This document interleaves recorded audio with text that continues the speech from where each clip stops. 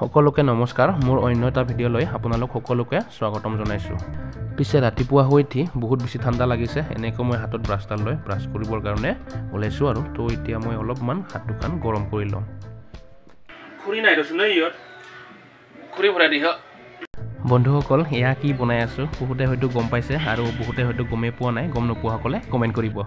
তো এনেকৈ মই ব্ৰাছ কৰিবৰ কাৰণে কলগেট বিচাৰি আছোঁ নতুন কলগেটটো ন ইটো ওলাব না ক'ত থৈ দিছে এইটো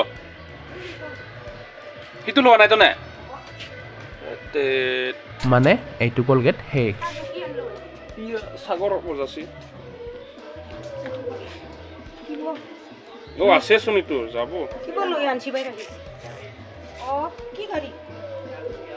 গাড়ীখন তো এতিয়া অলপমান পানী ভিজাই লৈ মানে দাঁত চাফা কৰোঁ আৰু এনেকৈ মই ব্ৰাছ কৰি কৰি বাৰীৰ পিছফালে ঘূৰি আছোঁ আৰু আমাৰ পিনে ঠাণ্ডা বহুত বেছিয়ে পৰি আছে আপোনালোকৰ ফালে ঠাণ্ডা কেনেকুৱা জনাব পিছে মোৰ মোবাইলৰ কেমেৰাটোও কোৱালিটি ইমান বেছি ভাল নহয় তো আপোনালোকে দেখি চাগে গমেই পাইছে ক'ৰবাত বেছি ক'লা ক'ৰবাত বেছি ধোঁৱা এনেকৈ আৰু তো এনেকৈ চলাই আছোঁ এই পানীৰ টেপটো দেখিছে নহয় নতুনকৈ কানেকশ্যন দিছিলে মানে পানী পিছে অহাই নাই এইফালে আপোনালোকে আমাৰ গছকেইডাল চাওকচোন কাটি দিয়া হৈছিলে ঠানি পাত একেবাৰে নোহোৱা হৈ আছে তো নতুনকৈ ওলাই আহিছে গৰমত মানে ইয়াতে আমাৰ জিৰণি লৈ থকা হয় তো আপোনালোকে দেখিলে এতিয়া এনেকৈ ৰ'দটো অলপ ওলাই আহিছে আমাৰ দমকলৰ সন্মুখত দেখিব আপোনালোকে দুটা গৰম পানীৰ বাল্টি তো ধোঁৱা ওলাই আছে আপোনালোকে পানীখিনি দেখিয়ে চালে গমেই পাইছে তো ঠাণ্ডাৰ কাৰণে এনেকৈ পিছে মই এনেকৈ ব্ৰাছ কৰি বাৰীৰ পিছত ঘূৰি আছোঁ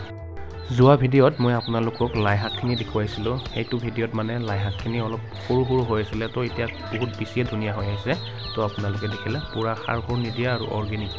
যোৱা 20 দিনমান আগৰ ভিডিঅ' এটাত মই আপোনালোকক মোৰ গাহৰি পোৱালি দুটা দেখুৱাইছিলোঁ এই 20 দিনতনো গাহৰি পোৱালি দুটা কিমান ডাঙৰ হ'ল তো আপোনালোকক আজি দেখুৱাম তো আহক এই দুটাই হ'ল সেই গাহৰি দুটা বৰ্তমান এনেকৈ আছে